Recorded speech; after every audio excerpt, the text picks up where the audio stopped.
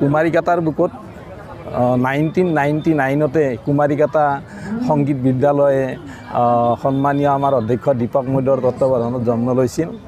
চাওঁতে 25 বছৰ গ'ল। আজি এই 25 বছৰত আমি ৰূপালী জয়ন্তী বৰ্ষ উদযাপন কৰিছোঁ। প্ৰথম কাৰ্যসূচী আমাৰ সংগীত বিদ্যালয়ৰ পতাকা উত্তোলন আৰু ৰূপালী জয়ন্তীৰ পতাকা উত্তোলন আছিল। সুকালমী গ'ল আমাৰ ইয়াৰে বিশিষ্ট ব্যক্তিসকলৰ সহযোগিতাত।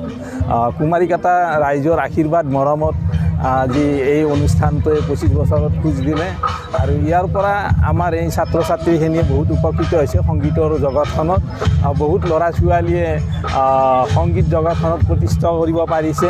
এই চেগতে মই সন্মানীয় দীপক মৈদক আন্তৰিকতাৰে ধন্যবাদ জনাইছোঁ উদ্বোধন কমিটিৰ সভাপতি হিচাপে।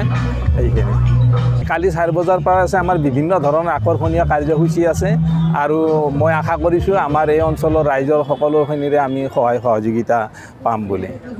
কুমাৰীকাটা সংগীত বিদ্যালয়ৰ উদযাপন কমিটিৰ সভাপতি হিচাপে এই চেগতে মই আগন্তুক বহাগ বিহুৰ সমূহ অসমবাসী ৰাইজৰে মই হিয়া ভৰা ওলাগ জনাইছোঁ।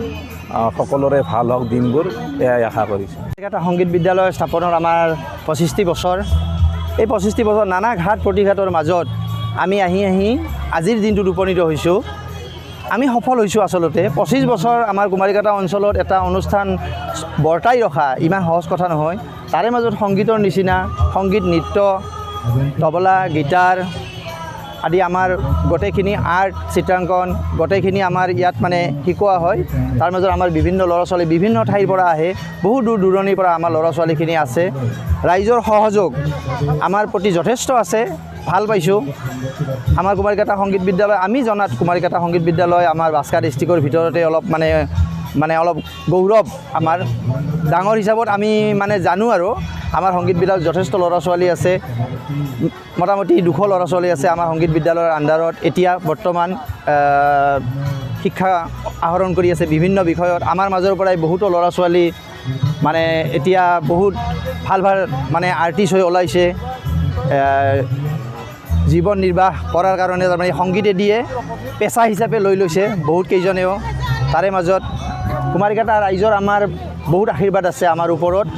সকলো ৰাইজক মই ধন্যবাদ জনাইছোঁ। আমাৰ এই অনুষ্ঠানটিত সহযোগ কৰক। আমাৰ এই অনুষ্ঠানটি, আমাৰ এই দুদিনীয়া কাৰ্যসূচী যি চলিছে ৰূপালী জয়ন্তী বৰ্ষৰ, এই দুদিনীয়া কাৰ্যসূচীত সকলো ৰাইজ উপস্থিত আহক, সহযোগিতা কৰক, এইখিনি মই কামনা কৰি ৰঙালী বিহুৰ শুভেচ্ছা জনাই মই সামৰিছোঁ।